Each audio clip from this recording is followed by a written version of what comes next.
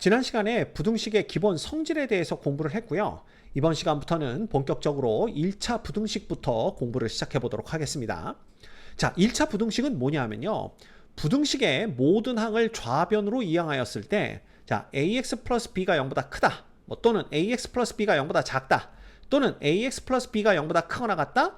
또는 ax 플러스 b가 0보다 작거나 같다와 같이 좌변이 x에 대한 1차식이 되는 부등식, 요걸 우리가 뭐라고 부르냐 하면 1차 부등식이다, 이렇게 부르게 되는 겁니다.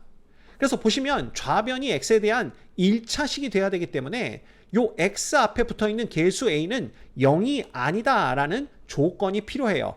이 조건을 만족시켜야만 요런 형태로 표현이 됐을 때에 요게 1차 부등식이 되는 겁니다. 당연히 a와 b는 상수가 되겠죠. 자, 그렇다면 이제 1차 부등식이 뭔지는 확실하게 알게 되었습니다. 자, 그랬더니 어떤 학생이 근데요 선생님, 이거 중학교 때 다 배웠던 건데요. 중학교 때도 1차 부등식 푸는 방법까지 다 배웠어요. 이렇게 얘기를 할 수 있겠죠. 물론입니다. 이거 중학교 때 배웠던 내용이죠.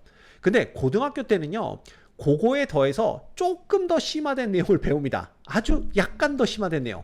그게 뭐냐 하면 바로 이거예요. 부등식 AX가 B보다 크다의 풀이법입니다.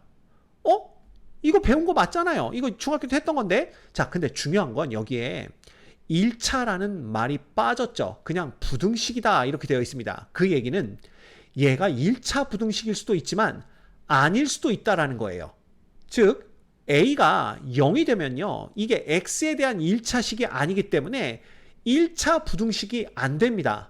그래서 고등학교 때에는 요 A가 0이 되는 경우까지 배운다, 이렇게 보시면 되는 거예요. 자, 그렇다면 그냥 부등식 AX가 B보다 크다로 나왔을 때 풀이법은 어떻게 되는지 같이 한번 보도록 할게요. 자, 1번부터 보면 A가 0보다 클 때에는 AX가 B보다 크다의 양변을 A로 나누어서 X의 범위를 구해낼 수가 있어요.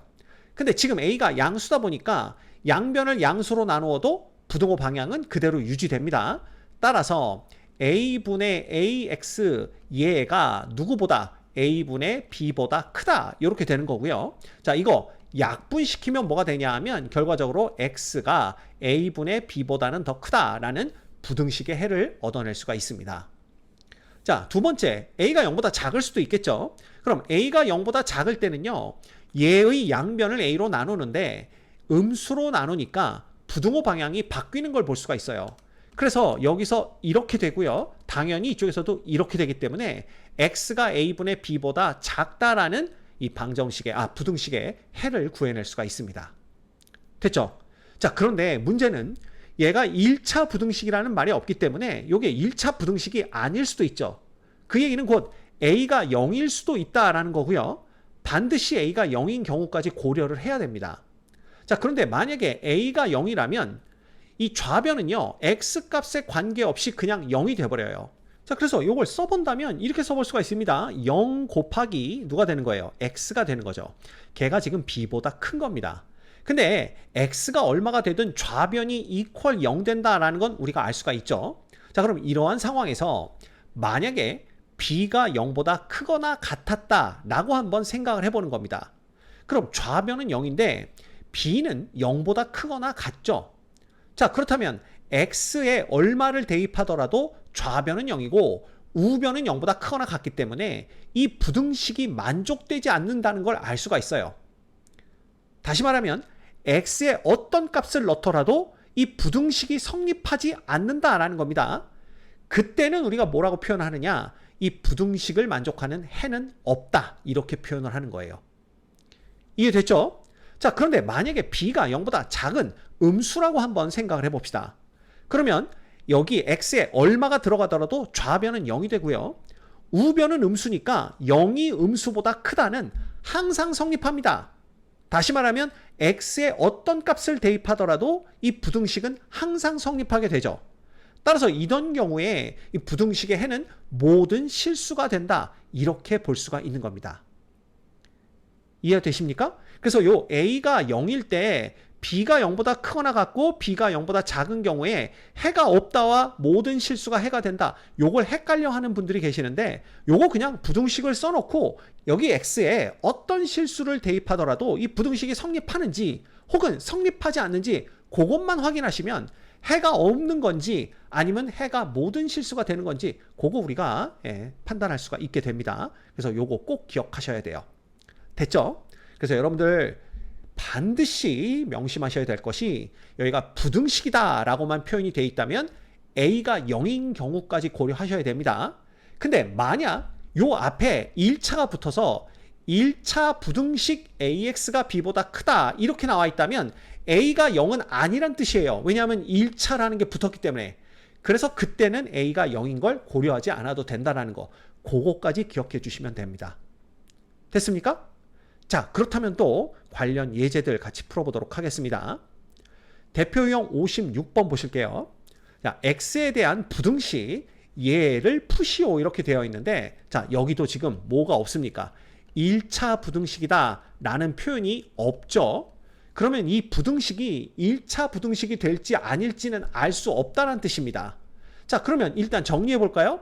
ax 빼기 a 플러스 1 얘가 2x 빼기 1보다는 작다 이건데 자, 좌변으로 다 넘길 겁니다. 그러면 a 빼기 2에 x가 되고요. 그 다음에 마이너스 a 플러스 2가 0보다 작다 이렇게 되는 걸 볼 수가 있죠. 됐죠? 그러면 요거 그냥 요렇게 해볼까요? 우리가 배운 바에 의하면 요렇게 해서 요거 a 빼기 2 요것만 이제 우변으로 넘긴 겁니다. 요렇게 될 수가 있는데 자, 우리는 세 가지를 다 고려해야 됩니다. 첫 번째, a가 2보다 더 큰 경우 그러면 x 앞에 개수가 양수가 됩니다. 따라서 양변을 a-2로 나누어도 부등호 방향이 바뀌지 않는 걸 볼 수가 있죠.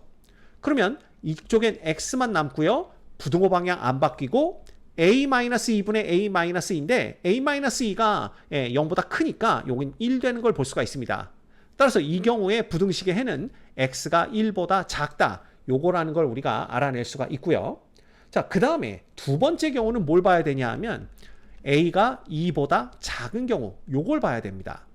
그럼 a 빼기 2가 음수니까 양변을 a 빼기 2로 나누었을 때 부등호 방향이 바뀌는 걸 볼 수가 있죠. 따라서 x가 더 큽니다. 누구보다? a 빼기 2분의 a 빼기 2니까 이것도 역시 1 되는 걸 볼 수가 있네요. 그래서 이때는 또 x가 1보다 크다가 해가 되는 걸 볼 수가 있어요. 그럼 세 번째, 누구도 반드시 고려해야 된다? 얘가 1차 부등식이 안 되는 경우, 즉 a가 2가 되는 경우까지 고려를 해야 됩니다. 그래서 a가 2라면 좌변은 0이 돼요. 그쵸? 근데 우변은 얼마가 되냐면 a가 2니까 얘가 0이 됩니다. 이해됩니까? 그럼 0이 0보다 작아요? 아니죠. 그럼 이 얘기는 뭐냐? 얘를 이렇게 써놓는 겁니다. 0 곱하기 x라고 써놓고 자, x에 어떤 값을 대입하더라도 좌변은 0이 되기 때문에 이 부등식이 성립하지 않아요. 다시 말하면 x에 어떤 값을 대입하더라도 부등식이 성립하지 않기 때문에 이때 부등식의 해는 없다. 즉 해가 존재하지 않는다. 이렇게 말을 할 수가 있는 겁니다. 그래서 해가 없다. 이렇게 결론을 내리시면 됩니다. 됐죠? 그래서 a가 2보다 클 때, a가 2일 때, a가 2보다 작을 때, 그리고 a가 2일 때로 나누어서 부등식을 풀어야 된다는 거 이거 꼭 명심하셔야 됩니다.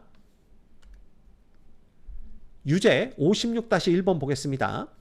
x에 대한 부등식 얘의 해가 x가 2보다 작다 이렇게 나온다면 부등식 얘의 해는 뭐가 되겠느냐 이걸 묻고 있죠.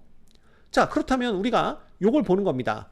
2a-b의 x가 지금 누구보다 크냐 하면 2a-3b보다는 커요. 그러면 2a가 b보다 큰 경우 2a와 b가 똑같은 경우 2a가 b보다 작은 경우 이렇게 세 가지로 나눠서 문제를 풀어야 되는데 이 부등식의 해가요 보니까 x가 2보다 작다로 나온대요. 그러면 여기서 x쪽이 작다가 됐으니까 이게 부등호 방향이 반대가 되었구나 라는 걸 뜻하게 되고요. 그럼 그 얘기는 양변을 2a-b로 나누었을 때 부등호 방향이 바뀌었다는 뜻이 됩니다.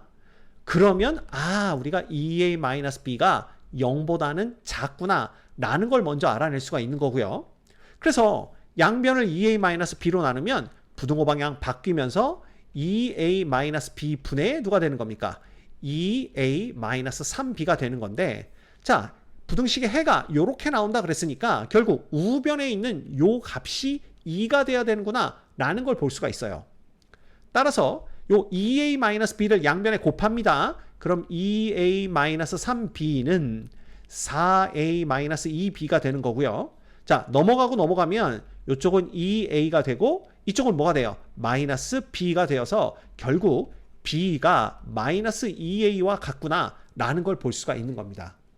자, 그렇다면 요 b 대신에 마이너스 2a를 여기다 대입해 볼 수가 있겠죠? 그럼 요 식은 뭐가 되냐 하면 4a가 0보다 작다 이렇게 나오는 거고요. 자, 따라서 a라는 것이 0보다 작은 값을 갖는구나 라는 것까지 우리가 알아낼 수가 있어요.